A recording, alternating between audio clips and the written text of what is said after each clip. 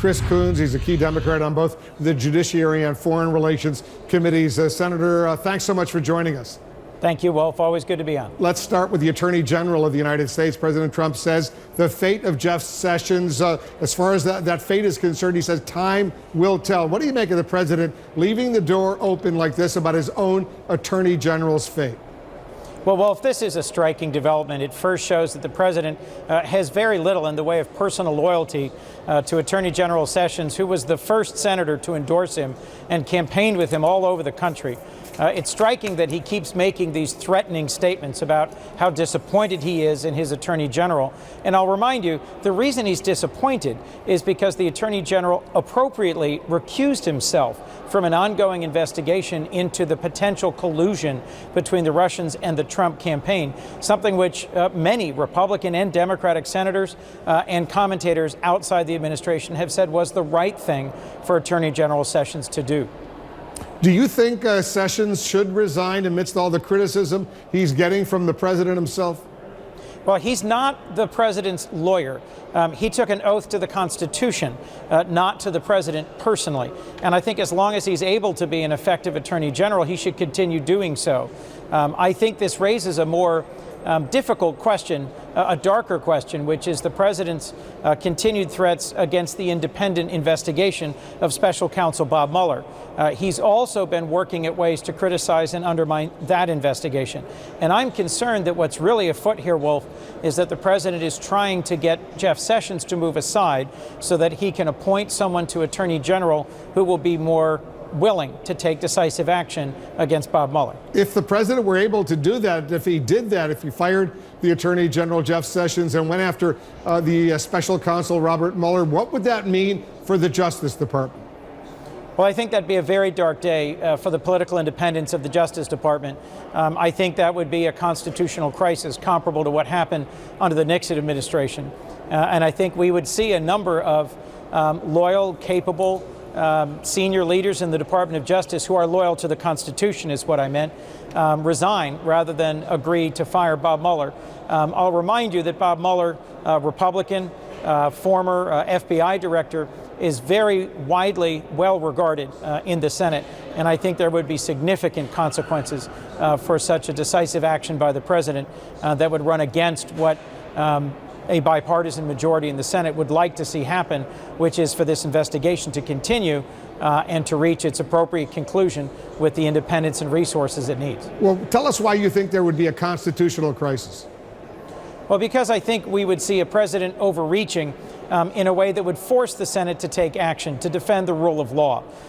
We have gone through a process by which Bob Mueller has been appropriately impaneled as the special counsel, and he is currently investigating obstruction of justice.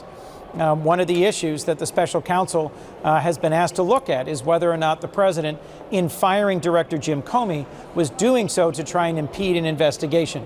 If he then goes ahead and fires Bob Mueller, that furthers the obstruction of justice and would force the Senate to take action to stop the president's actions. The ranking member of your Judiciary Committee, Senator Dianne Feinstein, asked the chairman of the committee, Chuck Grassley, to call the Attorney General to appear before the committee. Do you see that happening?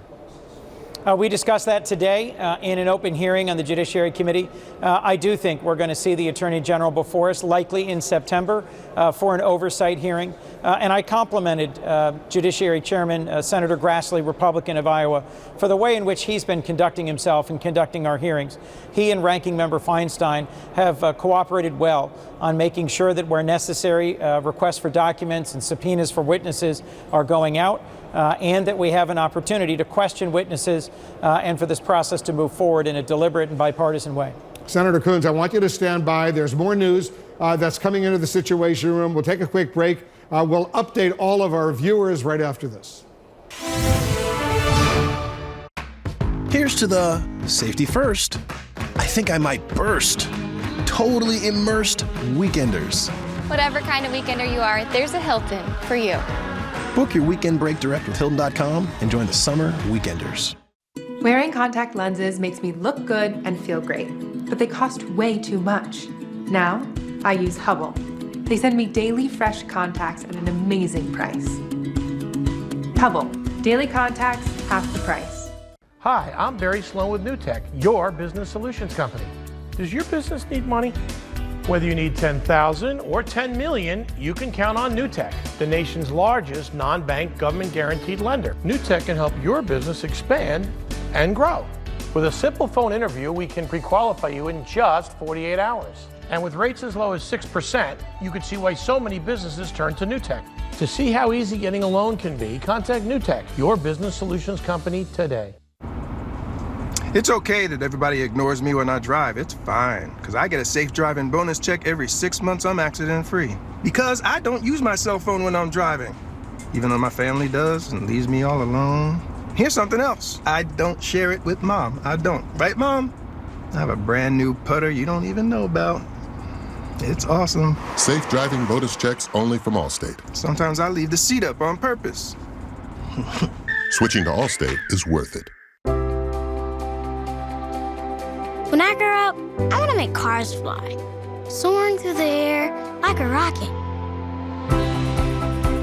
We all grow up, but you might say my head's still in the clouds.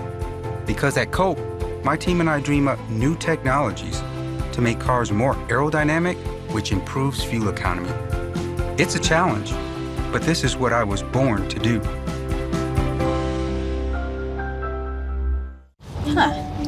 Can't find my debit card. Oh, no. Oh, it's fine. Yeah, totally, it's fine. But, like, is it fine, though? Because I would maybe be worried. Really, really, really worried. Do you want me to go back and look for it? I will. I mean, a lot of bad things can happen. You need to call the bank. I don't know how else to tell you. You need to shut that card. It's off. What?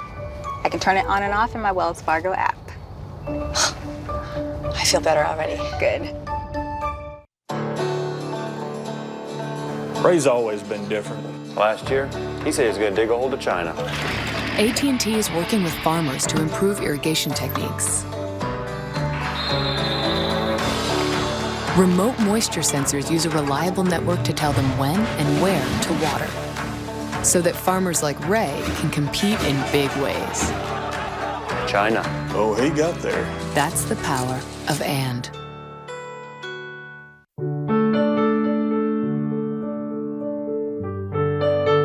Across the country, we walk, carrying flowers that signify why we want to end Alzheimer's disease. But what if, one day, there was a white flower for Alzheimer's first survivor? What if there were millions of them? Join us for the Alzheimer's Association Walk to End Alzheimer's. Register today at alz.org/walk. Using artificial tears often and still have dry eye symptoms? Ready for some relief? Xiidra is the first and only eye drop approved for both the signs and symptoms of dry eye. 1 drop in each eye twice a day. Common side effects include eye irritation, discomfort or blurred vision when applied to the eye, and unusual taste sensation. Don't touch container tip to your eye or any surface. Remove contacts before using Xiidra and wait at least 15 minutes before reinserting. Chat with your eye doctor about Xiidra. Closed captioning brought to you by InventHelp. Call 1-800-900-0202. Do you have an idea for an invention or new product? Do you think companies would be interested in your idea? Do you want to try to get a patent? Then call InventHelp now for free information. We're back with Senator Chris Coons. We're following multiple breaking stories, including new moves in the Russia investigation and a House vote that amounts to a rebuke of the president's continued doubts about Russia's election meddling. Senator, stand by. I want to quickly go to our senior congressional reporter, Manu Raju. Manu, the House voted on a bill sanctioning Russia and other countries just a little while ago. Update our viewers. Yeah, that's right. Actually, overwhelming, Wolf, by a 419-3 vote that this bill would actually impose new sanctions on Russia, on Iran, on North Korea, and includes a provision that the White House fought that essentially would give Congress veto power if that bill, if the administration moved in any way to loosen sanctions on Russia. The White House saying that this was an effort for Congress to sort of impose its will on foreign policy in areas that should be dictated by the executive branch, something that the members of Congress simply rejected. It was really a rebuke to the administration from both sides of the aisle, an overwhelming passage in the House. This after a 98-2 vote of an earlier version that passed the Senate Senate. The question is, what does the Senate do now? Bob Corker, the chairman of the Foreign Relations Committee, suggests he may want to make some minor tweaks, but expect a bill that will pass overwhelmingly to land on the president's desk. And the White House has not yet said, Wolf, what it will do. Well, if the president vetoes it, there's a very good chance that veto will be overridden given the lopsided majorities in the Senate and the House. Update our viewers also, Manu, on the Senate Judiciary Committee. Now, all of a sudden, they're dropping their earlier subpoena of Paul Manafort, who had served as President Trump's campaign chairman last summer. Yeah, a source familiar with the matter tells me that actually a deal has been cut between the Senate Judiciary Committee and Paul Manafort over that subpoena that was issued last night to compel Paul Manafort to appear tomorrow in a public session. Now, there have been intense negotiations happening behind the scenes with staff of the Senate Judiciary Committee and with Paul Manafort's lawyers. It appears a deal has been reached. Senator Feinstein, the top Democrat in the committee, expressed some optimism earlier today that perhaps they could continue to talk. This came, Wolf, after Paul Manafort had and the committee had agreed last week to not have this public session and actually have a private interview, as well as to provide the committee with records. But that seemed to have fallen apart earlier this week, especially when Paul Manafort went before the Senate Intelligence Committee in a closed session to talk to staff members about that Trump Tower meeting that he attended with Donald Trump Jr. and Jared Kushner. But now it appears that he's at least reached some sort of accommodation with the Judiciary Committee to not be forced to appear in a public session. The question is exactly what he'll agree to. We don't know the answer to that. And Jared Kushner, too, Wolf, appearing today on Capitol Hill, second time in 2 days before the House Intelligence Committee. The question now is, will he appear again? Some Senate Democrats want to hear from him again, including the top Democrat on the committee, Mark Warner, telling me absolutely that he needs to come back and answer questions from senators, since he answered questions from staff earlier this week. Yeah, Kushner answered questions behind closed doors for some 3 hours earlier today. Manu, thanks very much. I want to go back to Senator Chris Coons. What can you tell us about Manafort and what he may or may not be able to provide your committee? Do you agree with the decision all of a sudden to drop that subpoena? Well, Wolf, I think there remains a determination on the Senate Judiciary Committee to have Paul Manafort testify in front of the committee. I think what you're seeing developing tonight is that the timing to have him in front of our committee tomorrow was just too tight. And so efforts to bring him in this week before we likely go out on recess for August are being negotiated to instead have him appear in September. But that's just my hunch based on what I've heard from staff who've been communicating with Senator Feinstein's office. I don't think there's been any walking away from the Senate Judiciary Committee from the idea that we need to have Donald Trump's former campaign manager come and testify about why he failed to register as a foreign agent, given his significant indebtedness to folks close to the Kremlin and the significant funding that he's allegedly received from a Ukrainian leader who was a close ally of the Kremlin. My goal is that we end up with Donald Trump Jr., Jared Kushner, and Paul Manafort all appearing in front of judiciary for public under oath testimony. I think that's the way we can advance our side of this. Wolf, I also think we just heard an overwhelming vote from the House of Representatives on the Iran and Russia sanctions bill. And it's my hope and expectation the Foreign Relations Committee, on which I serve, will promptly take that up in the Senate, and we will get it sent to the president's desk.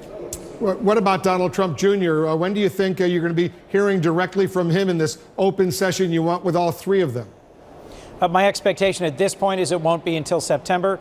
Remember, Wolf, we've just taken a vote on the floor where 50 Republicans agreed to go on to an as yet unrefined ACA repeal bill. We will spend the next several days debating and voting on what, if any, package the Republicans can agree to, some repeal or repeal and replace or repeal and delay bill. It's as yet uncertain. That'll take up a number of days, and my expectation is that we won't get to a Judiciary Committee hearing on those three individuals until we come back in September. Senator Coons,